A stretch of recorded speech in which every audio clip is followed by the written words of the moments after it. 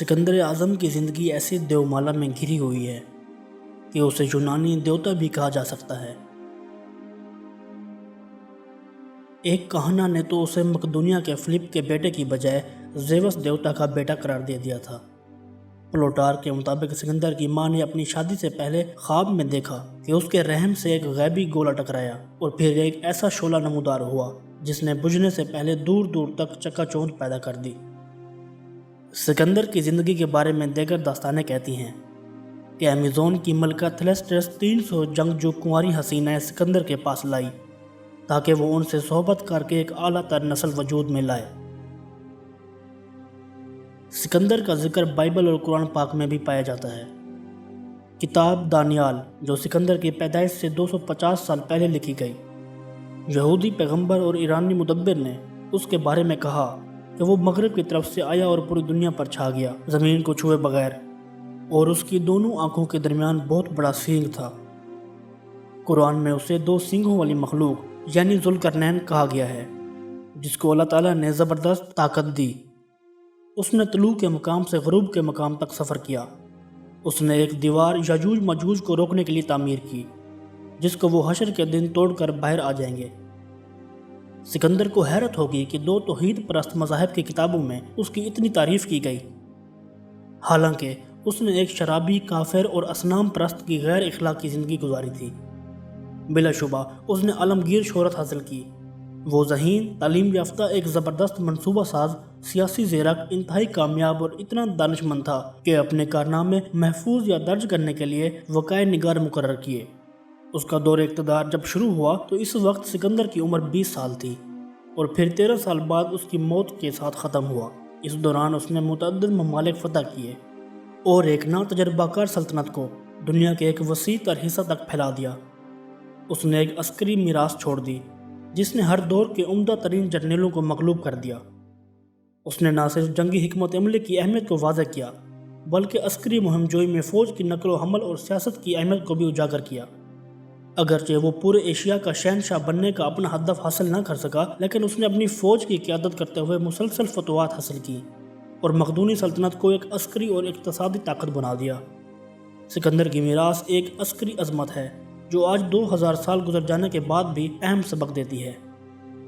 सिकंदर आज़म 356 कबल मसीह में शाह फिलिप दोम और उसकी चौथी बीवी मलका ओलंपिया के यहाँ पैदा हुआ। फिलिप शुमाली यूनान की रियासत मकदूनिया का हुक्मरान था। वो अपने बाप की पेशा वराना अस्करी तरबियत के साथ परवान चढ़ा। उसकी तालीम मकदूनी नौजवान के लिए बनाए गए मराकज़ में शाह सवारी, शमशीर जनी, शिकार और लिखने पढ़ने पर मुश्तमिल थी। उसकी ताकतवर कुव्वत इरादी का इजहार 9 उम्र में ही हो गया, जब वो अभी 10 बरस का था। उसकी ख्वाहिशात ने उसे एक नालायक तालिब इल्म बना दिया। 13 साल की उम्र में फिलिप ने अपने सर फिरे बेटे के लिए किसी अतालीफ की तलाश शुरू कर दी। चिड़चिड़े नौजवान को एक ऐसे अतालीफ की ज़रूरत थी जो उसके साथ बहस कर सके, और ये कोई आसान काम नहीं था। फिलिप को बिल आखिर अरस्तू की सूरत में यह अतालीफ मिल गया। उसने सिकंदर जैसे मुतअद्दिद मकदूनी बच्चों को पढ़ाया, जिनमें से बहुत से बच्चे मुस्तकबिल में जनरल बने, और उन्होंने उसकी तालीम और तरबियत से पूरा इस्तिफादा किया। सिकंदर फ़लसफ़ा और साइंस का उम्दा तालिब इल्म साबित हुआ। जब वो 16 बरस का था तो उसे मकदूनिया का नायब सल्तनत मुकर्रर कर दिया गया। मैदी के कुछ थरीसियों ने एक सुनहरी मौका समझते हुए बादशाह की अदम मौजूदगी में मकदूनिया पर बरह रास्त हमला कर दिया। नौजवान नायब सल्तनत ने एक फ़ौज इकट्ठी की, हमलावरों को रोका और बुरी तरह शिकस्त दे दी। फिलिप बहुत खुश हुआ। उसने अपने बेटे को नई जिम्मेदारियां सौंपी और उसे मुख्तसर सी फ़ौज के साथ जजीरा नुमा थ्रेस की बगावतों को कुचलने के लिए रवाना किया। 18 साल की उम्र में उसे एक रसाला की कमान देकर जंग करूनिया में भेज दिया गया। जब दाखिली सतह पर कोई मुखालफत ना रही तो फिलिप ने अपनी नज़रें मशरक़ की तरफ लगा दी और यूनान के सदियों पुराने दुश्मन ईरान के खिलाफ हतमी जंग की तैयारियां शुरू कर दी। अपने बाप की ज़ेर तरबियत सिकंदर ने जदीद अस्करी हिकमत अमली सीख ली थी, जिसने उसे इतनी बड़ी मुहिम जोई पर उतरने का हौसला दिया। फिलिप ने अपने सिपाहियों को सारिसा इस्तेमाल करना सिखाया था। ये एक 16 फुट लंबा नेज़ा होता है जो नेज़ाबाज दस्ते को इस अमर के काबिल बनाता था कि हमला आवर दुश्मनों की तलवारों की ज़द में आने से पहले उन पर खुद हमला कर सके। क्योंकि ये नेज़े हल्के वजन के बर्छे नहीं होते थे, चुनाचे उन्हें दोनों हाथों से फेंकने की ज़रूरत पड़ती थी। نیزہ پھینکنے والوں کو مد مقابل فوج کے تیر اندازوں سے محفوظ رکھنے کے لیے فلپ نے ڈھال برداروں کے جتھے تیار کیے تھے جن کو ہائی پاس لیسٹس کہا جاتا تھا۔ ان کی صف آرائی بذات خود اتنی کافی نہیں ہوتی تھی کہ دشمن کے کلب کو شکست دے سکے، لیکن یہ دشمنوں کو اپنی جگہ رہنے پر مجبور کر سکتی تھی۔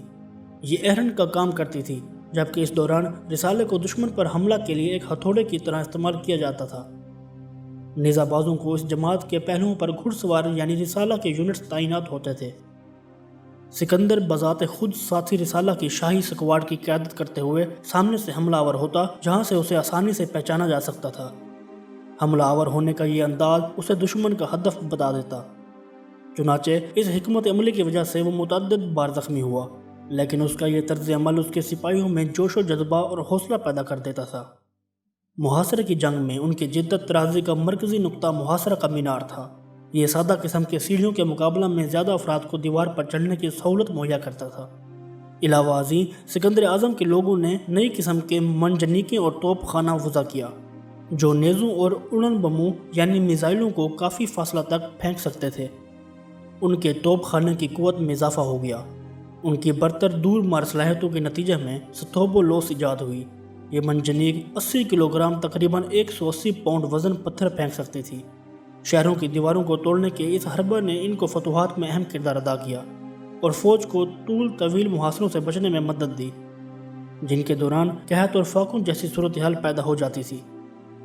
336 قبل مسیح میں فلپ کا قتل ہو گیا۔ سکندر کے ساتھ فلپ کے تعلقات کشیدہ تھے۔ سکندر اب اپنے باپ کا یقینی جانشین نہیں تھا۔ ان دونوں کے درمیان کشیدگی سنجیدہ قسم کے باپ بیٹے کی دشمنی تبدیل ہو سکتی تھی، لیکن معاملہ از خود تحلیل ہو گیا۔ مقدونیہ کے عمائدین نے سکندر کو 20 سال کی عمر میں بادشاہ بنانے کا اعلان کر دیا، لیکن حکمران بن کر وہ ایک مرتبہ پھر آزمائش سے دوچار تھا۔ موقع پرست باغیوں نے سر اٹھا لیا۔ جو ہی وہ تخت نشین ہوا، اس کے مخالفین نے شور برپا کر دیا، لیکن سکندر نے ہر طاقتور دشمن کو ختم کر دیا، چاہے اس کا تعلق یا رشتہ کسی سے بھی تھا۔ اس نے اپنا اقتدار محفوظ کرنے کے لیے قریبی دوستوں کو ہی نہیں، خاندان کے ارکان کو بھی تہہ تیگ کر دیا۔ اگرچہ یہ ایک صفاقانہ اقدام تھا، لیکن یونانی سیاست کی بے رحم دنیا میں یہ ضروری تھا۔ اپنے اقتدار کے اندرونی دشمنوں کو کچلتے ہوئے سکندر نے مہارت اور سازش دونوں کا مظاہرہ کیا۔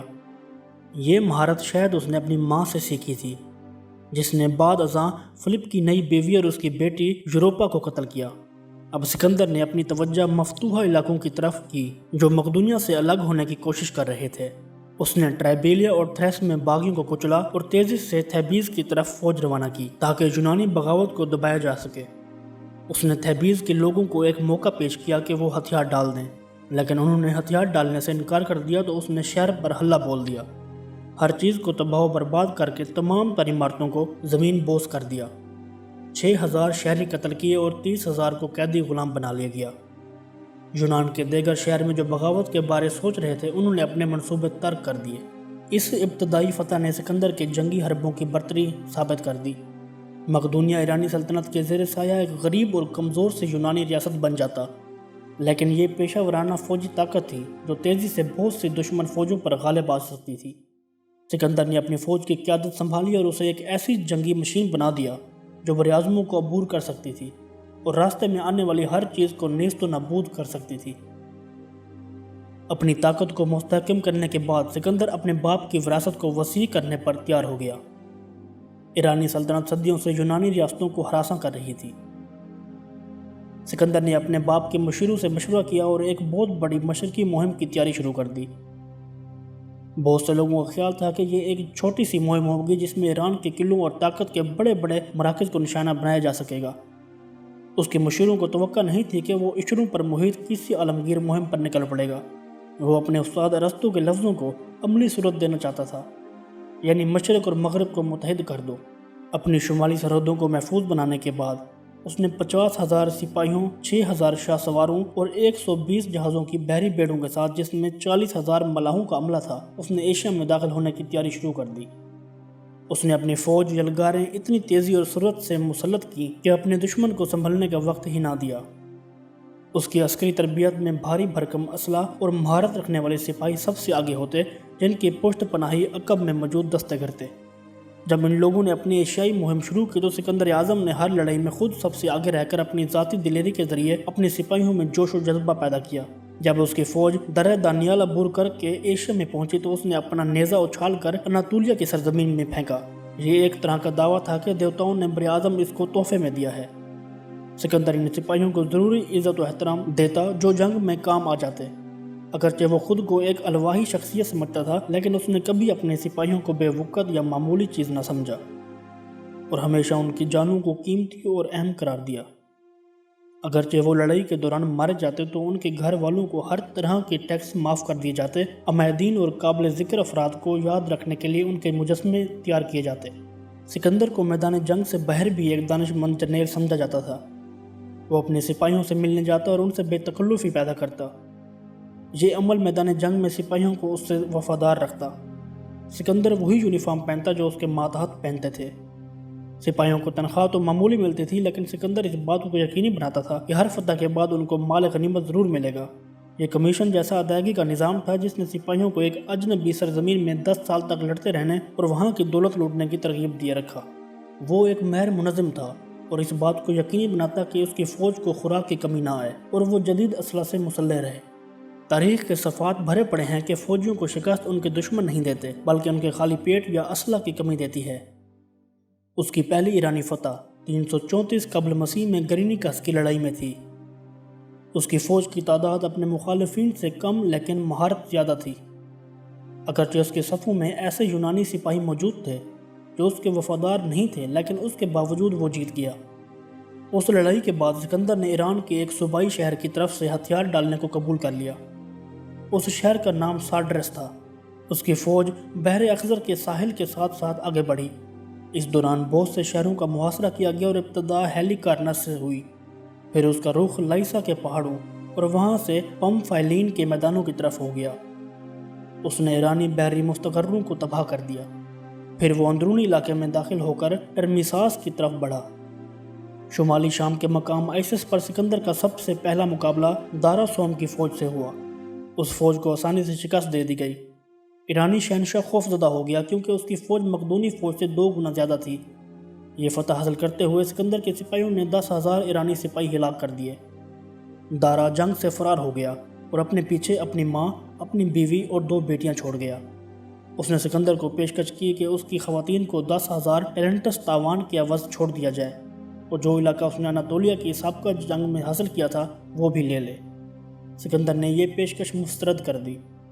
مورخین کے مطابق دارا کی ماں نے بیٹے کی بزدلی کا انتقام لیتے ہوئے اس سے قطع تعلق کرنے اور سکندر کو اپنا بیٹا بنانے کا اعلان کر دیا۔ لڑائی میں فتح کے بعد سکندر نے دارا کی ماں اور بقیہ خاندان کے لیے اعلیٰ ظرفی کا مظاہرہ کیا۔ شہنشاہ نے اسے 30,000 ٹیلنٹس، اپنے خاندان کی رہائی، اپنی بڑی بیٹی کے ساتھ سکندر کی شادی اور دریائے فرات کے مشرق میں پائی جانے والی سرزمین دینے کی پیشکش کی تھی۔ سکندر نے پیشکش مسترد کر کے جب بزور طاقت یہ شہر فتح کرنے کا اعلان کیا تو ارد گرد کے وحشی اقوام خوفزدہ ہو گئیں۔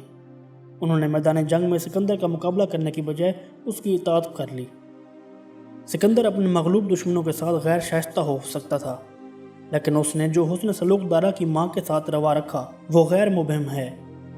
اکثر و بیشتر وہ اپنے مخالفین کے ساتھ احترام اور مہربانی کے ساتھ پیش آتا رہا، لیکن بعض اوقات وہ قتل عام اور لوگوں کو غلام بنانے جیسے سفاکانہ اقدامات کا بھی مظاہرہ کرتا رہا۔ سکندر اپنے سپاہیوں کو کھلی چھوٹ دے سکتا تھا کہ وہ کسی شہر کے تمام مردوں کو قتل کر دیں اور عورتوں اور بچوں کو قیدی بنا لیں، جیسا کہ اس نے 332 قبل مسیح میں سور میں کیا تھا، لیکن وہ جانتے تھے کہ اگر انہوں نے احکامات کی پیروی نہ کی تو ایسا ہی غضب ان پر نازل ہو سکتا ہے۔ اس حکمت عملی کو فونیکی ساحل پر سکندر کے مسلسل فتوحات کے دوران دیکھا جا سکتا ہے۔ جب وہ سور کے جزیرے میں پہنچا تو شہریوں نے ہتھیار ڈالنے سے انکار کر دیا۔ سکندر نے اگلے 7 ماہ تک شہر کا محاصرہ کیے رکھا۔ سمندر کے ذریعے حملہ نہ کر سکنے کی وجہ سے سکندر نے شہر تک پہنچنے کا ایک ایسا خشک راستہ تیار کرنے کے لیے اپنے وسائل جھونک دیے۔ جب انجام کار سور والوں نے ہتھیار ڈال دیے تو شہر کو زمین بوس کر دیا گیا۔ 7,000 لوگ قتل کیے گئے جبکہ 30,000 کو غلام بنا لیا گیا۔ اس نے اپنا رحم سور کے بادشاہ اور اس کے خاندان کے لیے محفوظ رکھا۔ پھر وہ غزہ کی طرف بڑھا، جہاں 2 ماہ کے محاصرہ کے بعد شہریوں نے شہر کے دروازے کھول دیے۔ مصر میں ایک مرتبہ پھر اس نے اپنی سیاسی مہارت کا مظاہرہ کیا۔ اس نے مذہب مقتدرہ کے سیاسی اشرافیہ کو اپنا گرویدہ کر لیا۔ اس کے لیے وہ مذہبی زائر بن گیا اور خود کو دیوتاؤں کے حضور پیش کر کے پروتوں کی ہمدردیاں حاصل کر لیں۔ 331 قبل مسیح میں سکندر مصر میں داخل ہوا، جہاں اس کا استقبال ایک نجات دہندہ طور پر کیا گیا۔ مصر کو 200 سال کے بعد ایرانی اقتدار سے نجات ملی تھی۔ اس نے اپنی فتح کو دریا نیل کے دہانے پر ایک شہر تعمیر کرنے کے فیصلہ کے ساتھ یادگار بنا دیا۔ یہ شہر ایک حربی اور تجارتی بندرگاہ کے طور پر استعمال کرنے کے لیے تعمیر کیا گیا۔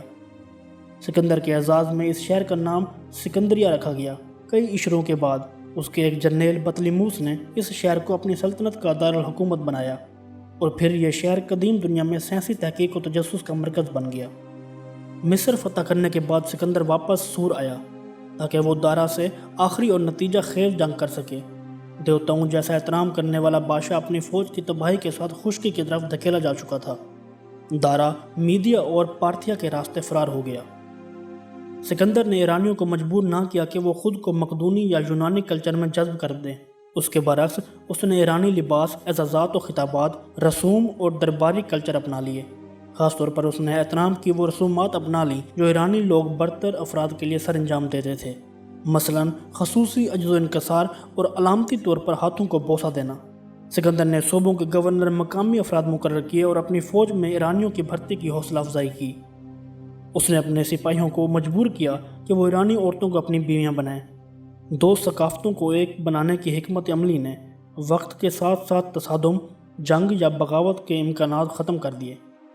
سکندر اعظم حقیقت پسندی اور عملیت پسندی پر مبنی سیاست پر یقین رکھتا تھا، لیکن بہت سے مقدونی سپاہی اس سے دوسری نظر سے دیکھتے اور ایسا موقع پرست سمجھتے تھے کہ جس کا کوئی اصول نہ ہو۔ ایک طرف تو وہ ایک سلطنت جیت رہا تھا، لیکن دوسری طرف وہ گھر میں یعنی ایسے لوگوں میں ہار رہا تھا۔ اس کے بہت سے افسران سمجھتے تھے کہ اس نے اپنا مقدونی حسب و نسب فراموش کر دیا ہے۔ سکندر کے عزیز و اقربا سمجھتے تھے کہ ایرانی خطابات اپنا کر وہ اپنے لیے اس احترام اور عزت کا دعوے دار ہو گیا ہے جو صرف اور صرف دیوتاؤں کی شایان شان ہے۔ یاد رہے کہ سکندر کے سپاہی اس کی زندگی میں اسے کوئی الواحی یا آسمانی چیز نہیں سمجھتے تھے۔ اس کو زیورس دیوتا کا بیٹا قرار دینے کے دیو مالائی داستانیں اس کے مرنے کے بعد اس کے ہم عصروں نے وضع کی۔ سکندر کا تختہ الٹنے کی سازش بے نقاب ہوئی۔ فیلوٹاس رسالے کا کمانڈر اس منصوبے اور سازشی گروہ کا سرغنہ تھا۔ اس پر مقدمہ چلا کر سزائے موت دے دی گئی۔ سکندر نے اس کے باپ پارمینیو کے قتل کا بھی مطالبہ کیا تاکہ وہ انتقام کے راستے پر نہ چل پڑے اور تختہ لوٹنے کی ایک اور کوشش نہ جنم لے، لیکن یہ اقدام نہایت خطرناک تھا کیونکہ پارمینیو ایک معزز جرنیل تھا اور اس کے سزائے موت کو فوج میں ناپسندیدہ نظروں سے دیکھا گیا۔ سکندر کے ارد گرد رہنے والے لوگ تیزی سے اس کے مزاج سے خوف زدہ ہو رہے تھے، لیکن وہ دیکھ رہے تھے کہ اس کا یہ رویہ روز بروز غیر متوازن ہوتا جا رہا تھا۔ سکندر نے اپنی مہم کے دوران ایک سے زیادہ شادیاں کیں، لیکن یہ بنیادی طور پر اتحاد و اشتراک کے حصول کے لیے تھیں۔ 327 قبل مسیح میں اس نے رخسانہ سے شادی کی جو باختر شہزادی تھی۔ یہ اس کی 3 بیویوں میں سے ایک تھی اور یہ اس کی اکلوتی محبت کی شادی تھی۔ اگلے سال یعنی 326 قبل مسیح میں سکندر کی فوج نے پنجاب کی طرف پیش قدمی کی تاکہ اپنی سلطنت کو ایران کے مشرق میں وسعت دے سکیں۔ جب سکندر کی فوج پیش قدمی کرتی تو یہ جدید دور کی کسی فوج کی نقل و حرکت کی بجائے ایک مکمل متحرک شہر کی طرح دکھائی دیتی تھی۔ کچھ سپاہی اپنے بیوی بچوں کے ساتھ یا پھر قیدی داشتاؤں کے ساتھ سفر میں ہوتے جن کو فوجی کارروائیوں کے دوران حاصل کیا گیا ہوتا۔ بہت سے غیر ضروری افراد بھی اس قافلہ میں شریک ہوتے۔ سکندر انجینئروں، شاعروں، مورخین، سائنسدانوں، ڈاکٹروں اور غلاموں کے تاجروں کے ساتھ سفر کرتا تھا۔ سکندر کے اپنے وقائع نگار بھی اس کے ساتھ ہوتے تھے جنہوں نے ایشیائی مہم کے بارے میں بہت سارا مواد تاریخ کے لیے اپنے بعد چھوڑا۔ سکندر اپنی مہم کے مشرقی کنارے پر پہنچ گیا۔ یہاں اسے پاکستانی قبائلی سرداروں سے واسطہ پڑا۔ انہیں اطاعت کرنے کے لیے کہا گیا۔ 326 سے 327 قبل مسیح میں اسے یہاں مزاحمت کرنے والے کچھ سرداروں کے خلاف کارروائی کرنا پڑی۔ اس نے قبیلوں کو کچل کر رکھ دیا، لیکن خود اسے بھی کندھے پر ٹخنے پر زخم آئے۔ پھر سکندر نے دریا سندھ عبور کیا اور پنجابی حکمران راجہ پورس کے خلاف مشہور لڑائی کی۔ سکندر کی لڑائی سے پہلے کے حربے جنگی چالوں کا بہترین استعمال قرار دیے جاتے ہیں۔ اسے اور اس کی فوج کو دریا جہلم عبور کرنا تھا۔ یہ دریا بہت گہرا اور اتنا تیز رو تھا کہ اسے عبور کرنے کی کوشش کرنے والے حملہ آور فوج کو بہا لے جاتا۔ دوسرے کنارے پر دشمن تیار بیٹھا تھا کہ دریا پار کر کے آنے والی فوج کو دریا میں واپس دھکیل دے۔ سکندر 6000 سپاہیوں کی ایک مختصر فوج لے کر دریا کے بہاؤ کے ساتھ ساتھ کنارے پر چلتا رہا، اور پھر اس نے ایک رات خاموشی سے چمڑے کی مشکوں میں گھاس بھر کر دریا عبور کر لیا۔ تمام تر حفاظتی اقدامات کے باوجود سکندر کا کامیابی کے ساتھ دوسرے کنارے پر فوج کے ساتھ آ جانا پنجابی حکمران کے لیے حیرت انگیز تھا۔ سکندر کے سپاہیوں نے کڑکتی بجلی اور گرجتے بادلوں کے طوفان سے لڑائی شروع کر دی۔ اس لڑائی میں انہیں ایسی چیز کا سامنا کرنا پڑا جس سے کسی یورپی فوج کا آج تک واسطہ نہ پڑا تھا۔ پنجابی فوج کے پہلوں میں جنگی ہاتھی تھے۔ ہاتھیوں نے مقدونیوں کے صفوں پر حملہ کیا اور بے تحاشا نقصان پہنچایا۔ کچھ دیر کی بدحواسی کے بعد یونانی اپنی ذہانت کو بروکار لانے کے قابل ہو گئے۔ انہوں نے اپنی برچھیوں اور نیزوں کے مخصوص حربہ کے ساتھ ہلا بولا اور ہاتھیوں کو پسپا کر دیا۔ ہاتھی محض پسپا نہ ہوئے بلکہ اپنی فوج کو رودنے لگے۔ یونانیوں نے اپنی ڈھالوں کی دیوار بنا کر دشمن پر دباؤ ڈالنا شروع کر دیا۔ انجام کار اس تصادم میں سکندر کے 1000 سپاہی جبکہ راجہ کے 23000 سپاہی مارے گئے۔ اس فتح نے پنجاب کو مقدونی صوبہ بنا کر ہندوستان کو یونانی سیاست اور کلچر کے اثرات قبول کرنے کے لیے کھول دیا۔ سکندر مشرق کی طرف مزید پیش رفت کرنا چاہتا تھا، لیکن اس کے سپاہیوں نے بغاوت کرنا شروع کر دی۔ وہ برس کی عسکری مہم جوئی سے تھک چکے تھے۔ اب وہ اپنے گھر اور عزیزوں میں واپس جانا چاہتے تھے۔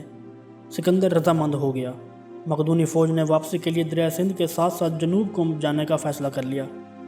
انہوں نے 1000 جہازوں کا بحری بیڑا تیار کیا اور ان میں اسباب لاد کر دریا میں اتار دیا اور خود کنارے پر ساتھ ساتھ چلنے لگے۔ ملی کے مقام پر سکندر کے سپاہیوں کو مقامی قبائل کی طرف سے سخت مزاحمت پیش آئی۔ سکندر بری طرح زخمی ہوا کیونکہ اس کی چھاتی میں برچھی لگی تھی۔ اس کے زخمی ہونے کے باوجود سپاہی حتمی فتح تک لڑتے رہے۔ سکندر صحت یاب ہوا تو سفر دوبارہ شروع کر دیا گیا۔ ہندوستان کی مہم کے بعد سکندر نے متنازع احکامات جاری کیے جن سے فوج میں مزید گروہ بندی ہوئی۔ اس نے اپنی فوج کا ایک حصہ جنوبی ایران کی طرف سمندر کے ذریعے بھیجا تاکہ خلیج فارس کے بارے میں معلومات حاصل ہو سکیں۔ باقی فوج گدروسین صحرا اور مکران کے راستے ایران کی طرف بڑھی، لیکن گرم اور خشک آب و ہوا میں بہت سے لوگ مارے گئے۔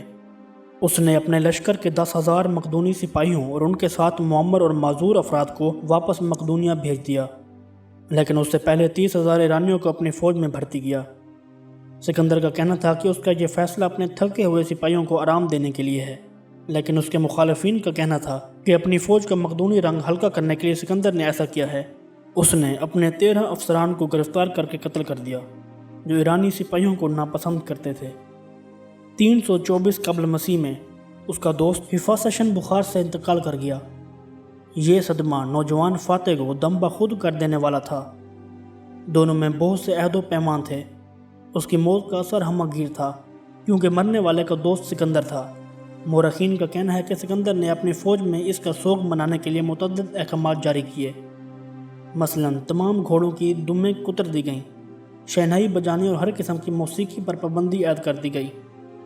سکندر نے کئی دن تک کھانے پینے سے انکار کر دیا اور گہرے غم میں ڈوبا رہا۔ اس کے نتیجہ میں سکندر پر تیز بخار کا حملہ ہوا۔ بخار اتنا بڑھا کہ سکندر اگلے 2 ہفتے تک بولنے سے بھی معذور رہا۔ سکندر اس بیماری کے بعد جلد ہی مر گیا۔ اس نے 323 قبل مسیح میں انتقال کیا۔ اپنی مہم جوئی منصوبہ سازی اور فتوحات میں وہ اس قدر مصروف رہا کہ اپنے جانشین کے بارے میں بھی اس نے کبھی نہ سوچا۔ اس کا کوئی قانونی وارث نہیں تھا کیونکہ اس کا بیٹا سکندر چہارم اس کی وفات کے بعد پیدا ہوا۔ ایک روایت کے مطابق اس نے اپنے جرنیل کریٹرس کو اپنی موت کے بعد اگلے اقدامات کے لیے تفصیلی ہدایات دی تھیں۔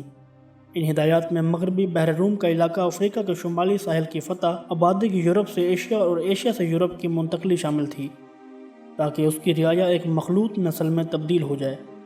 علاوہ ازیں اس نے اپنے باپ فلپ کی ایک ایسی یادگار تعمیر کرنے کا بھی حکم دیا جو مصر کی عمارتوں سے زیادہ عظیم قرار پائے۔ ان احکامات کو اس کے جرنیلوں نے نظر انداز کر دیا۔ وہ اگلے 40 سال تک اس کی جانشینی کے لیے آپس میں لڑتے رہے۔ اس دوران بہت سی ذیلی بادشاہتیں قائم کر لیں۔ مقدونی سلطنت کسی شہاب ثاقب کی طرح چکا چوند پیدا کر کے تیزی سے انجام کو بڑھی۔